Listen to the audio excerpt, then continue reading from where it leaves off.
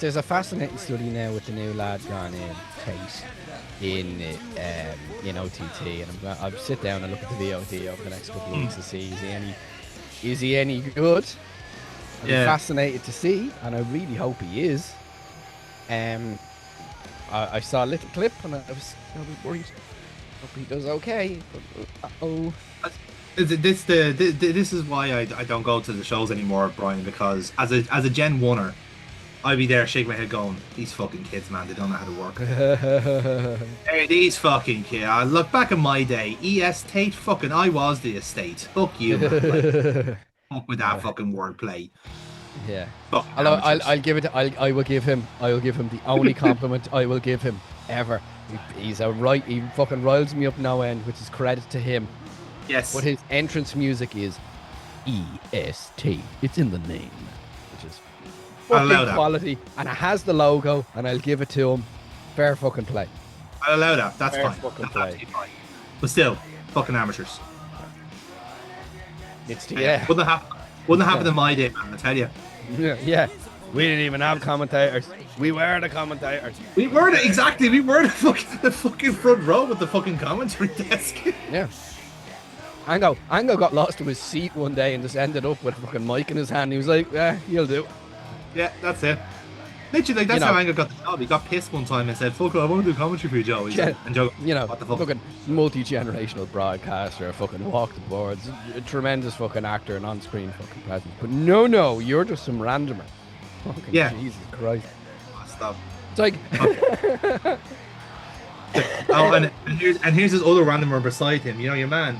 You know him. He used to be on 98 FM. Oh yeah, that guy. Yeah. These two random people just happen to be like legitimate, fucking well-trained, well-versed, and well-skilled broadcasters. Sure, why not? Like, we'll give it a shot, I suppose. It was magic. It was magic back then. Magic. Couldn't have asked for better. I'm surprised, like, for all his ego, I'm surprised Triple H doesn't jump on commentary. But maybe he doesn't like hearing the sound of his own voice. It probably, like, to be fair, he probably has just a lot on in of itself. And let's be fair, I don't blame him if he is just completely fucked off at having to do the authority shite for so long. Like, I think I've said it already on the Watchcraft series that, like, the authority was like wrestling austerity. Like that was like the wrestling equivalent of the credit crunch. Like they were creatively bankrupt. They had nothing to do, nothing to think of. So every episode of Raw being 3 hours long and opening with a 15-minute fucking like house meeting. It's like every fucking week, like. And then sure look, it was all Baron Corbin's fault. It was in the end, yes. But even then, like my kind of like semi hot take of wrestling is that like the bloodline was kind of the same as the authority. You know, it was the same, not necessarily the same story beats, but like the same stretching for time and stretching out a segment and making it a fucking epic when it doesn't need to be. Yeah, they learned that with the authority, and they just they got you around the second time with Roman Reigns because they actually had some heat with that, as opposed to they just changed the aesthetic a little bit and just threw on a little bit of island spackle. Essentially, yeah. As is evident by, listen, you throw you throw any of them boys on screen and they do a job. They know what they're doing. Not sports entertainers, them Samoan boys, them Islanders. It doesn't matter. You're from literally designed to be wrestlers. Look, Ireland, Island Nation. Fuck, we do the graps really fucking well. Like, what is? Do you think that's a thing? Like, where like is it because we're island? It's because it's just being islands. It's because we got nothing else to do. So fuck it, let's just. What is a wrestling ring but an island? That's what it is. that's how we relate to that. That's how we that's why we're home. It's because we are merely not even remotely landlocked. No man is an island, but he is a squared circle. So by that logic, then does that mean that the announce table is Inish more and the other one is Inish Spanish announce table? I think it's what's Spanish for man? This is Inish Hombre. It's the Isle of Man and the Isle of Ombre.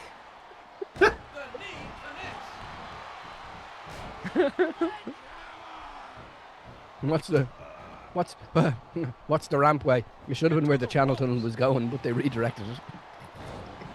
The Giants ramp. Give it to them as well. The Brits, technically an island, they're very good at the grabs as well. Like, yeah, holy shit, we're on something here, boys. Japan, it's an island, very good at the fucking grabs as well. Holy fucking shit. Okay, we're getting somewhere with this. Australia, particularly good at the grabs. I'll tell you. Yeah. We're on to something. This is the conspiracy. Puerto Rico. What? Huh? Puerto Rico, yeah. Mexico, kind of an island, kind of, a little bit. There's a lot of. It's directly proportionate to how much water is touching it. Okay, yeah. Do you know what? Like, okay, this island metaphor is we're gonna struggle now because then technically America and Canada are also islands. So what do we? Yeah. Let's flip it. Let's flip it. Any landlocked countries that are shite at that are good at wrestling. Let's try and break the theory here. Now, this is my Achilles heel of general knowledge. I'm fucking dreadful at geography, so I fucking bequeath this to you. Okay, so Germany, good or bad at the graps? I consider good. Like good, but not like historically not exactly produced. You know, okay. The main eventers, you know what I mean? But they have great scene, and it's always been a place to go to. But name 5 German world champions. Yeah. Well, apart from John Heidenreich, obviously. So you've true point. Okay, so again, that was a lot of Central Europe. Then you know the likes of your Balkan states, your fucking like your Polands, your Slovakias, your Bosnias. You know, that's a lot of Eastern Europe just kind of great out there. Great for the gimmick heel. If you're landlocked, you're automatically a heel, a gimmick heel. You know, that's just a thing with American audiences as well. It's like, Europe, foreign, ew. You're from over there. Socialism, evil. Yeah. Oh, come here. What's going to happen when Golden Boy Santos makes his WWE debut? Like, you're from Portugal. Where the fuck is that? The amount of all they're going to say is he's just Big Ronaldo, as he should be called, Mega Ronaldo. Mega Ronaldo, exactly. Or just Ronaldo with block capitals. Just yeah. They're just gonna hammer home the fact that he's from Portugal, like Ronaldo. And then you will have to find equal and opposite Argentinian wrestler to go up against him. They have an Argentinian wrestler, I think, don't they? I think they have someone in developmental that could do that. I look at you lovingly and say, okay. I know, just right. I remember reading that somewhere. Is he a good wrestler? He's a little bit messy. Actually, I was right. Brian Gonzalez was Argentinian. Oh, they are? Yeah. He's a big fan. No, he's dead now, so that's not an option. But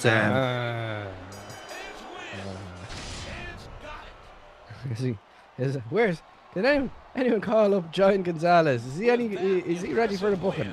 He's dead, sir. That is, to be fair, that's exactly how the first Saudi show went. I want WWE to book Yokozuna because he's my favorite wrestler. Sir, he's been dead for 15 years. Then find me another fat Japanese man. I will not accept any. I want you to book the Ultimate Warrior. Sir, he's also dead. Fine. Bring me the biggest coke addict you can find and put him in that ring. Well, he's booking the show, sir. So just there going, have Matt Riddle killed.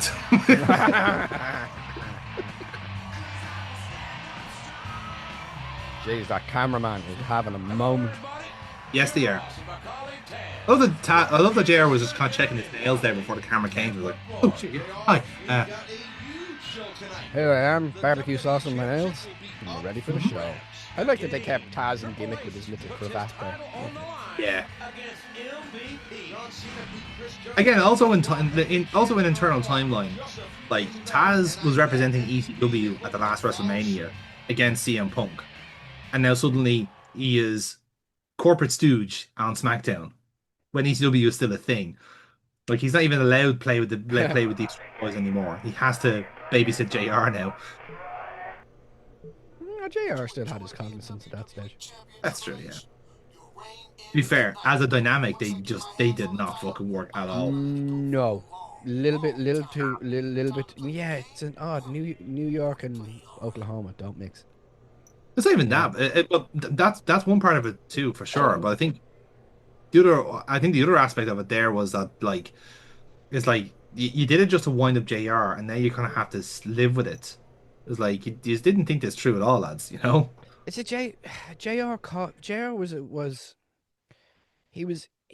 an odd mix of play by play and color in the same way that Taz was. They were doing the same job but Yeah.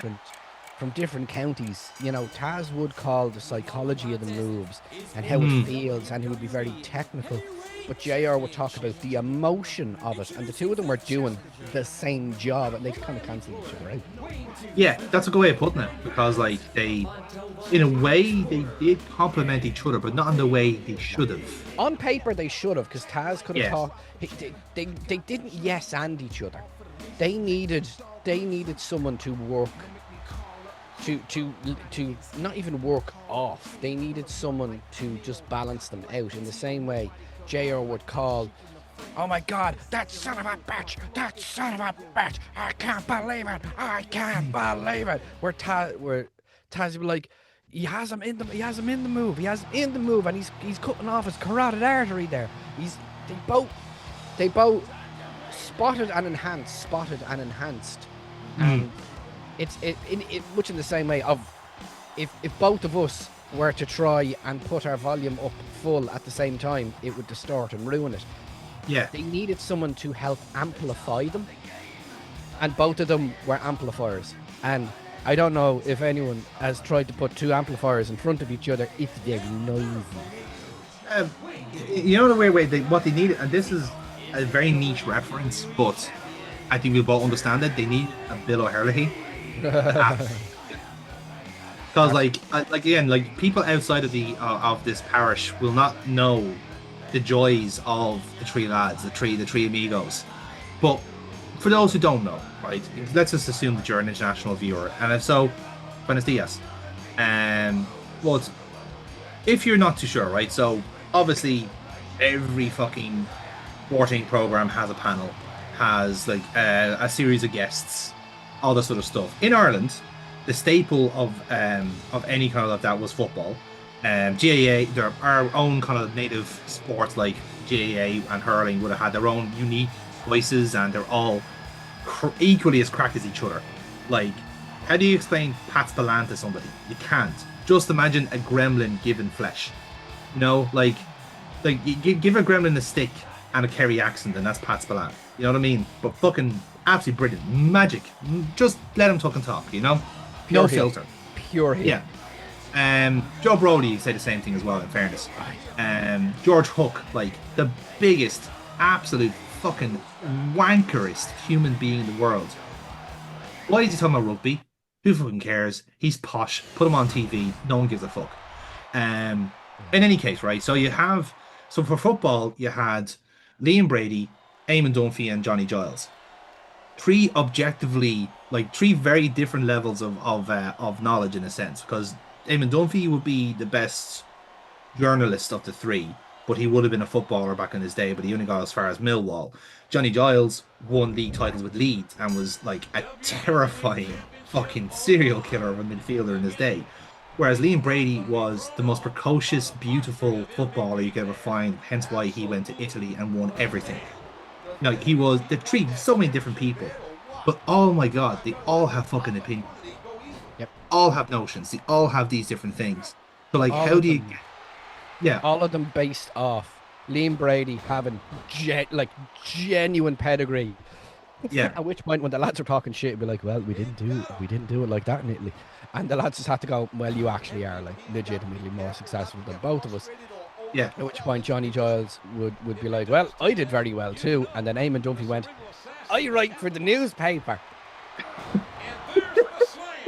It is if you were to take like the perfect three-man booth in that you have the shock jock, and then the fella who got wound up by the shock jock, Yes. who was far more knowledgeable, but just not as verbose. And then the other lad chilling in the corner, going, "I'm better than all of you, and it's just quantifiably provable."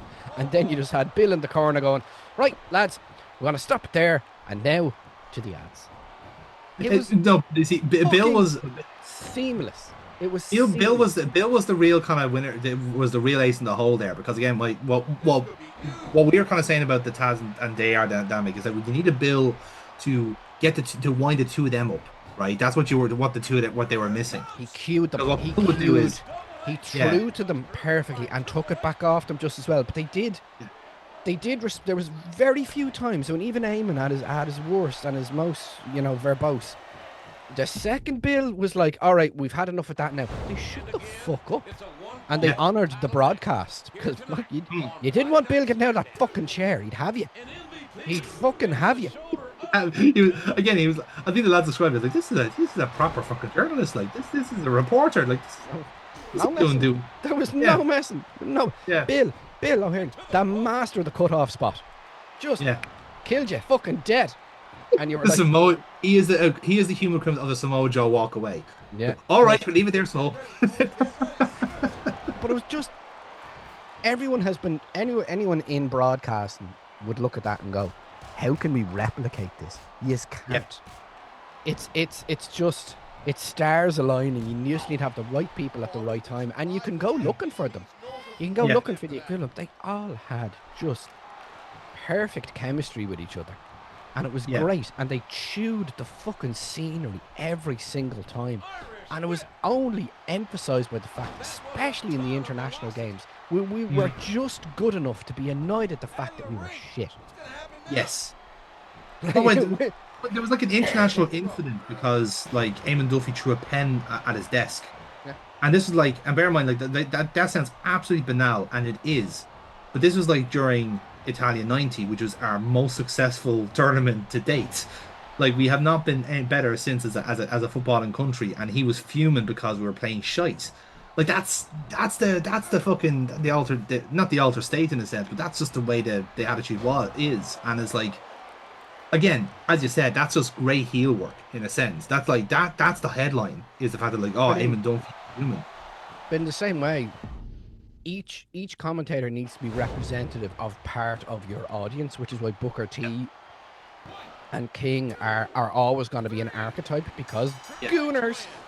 Hmm. It's just we exist, and I class myself as one.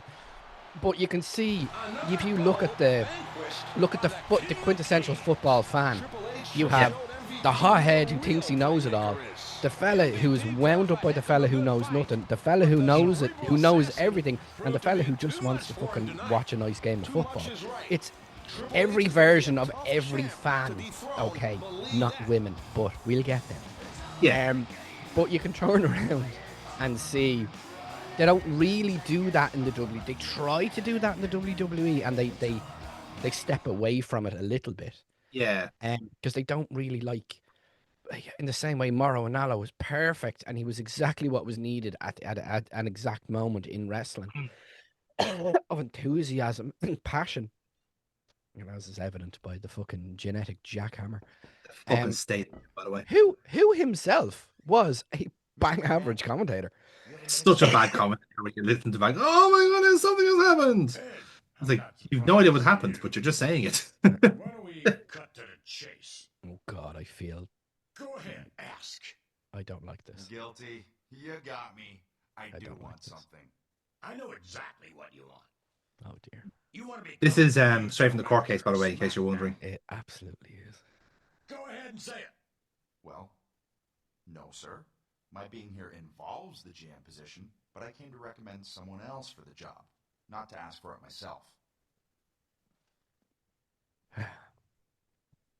Hello, Mr. McMahon. You look very dapper today. Now I know the graphics aren't great here, but that is meant to be Maria Tell you Kanellis.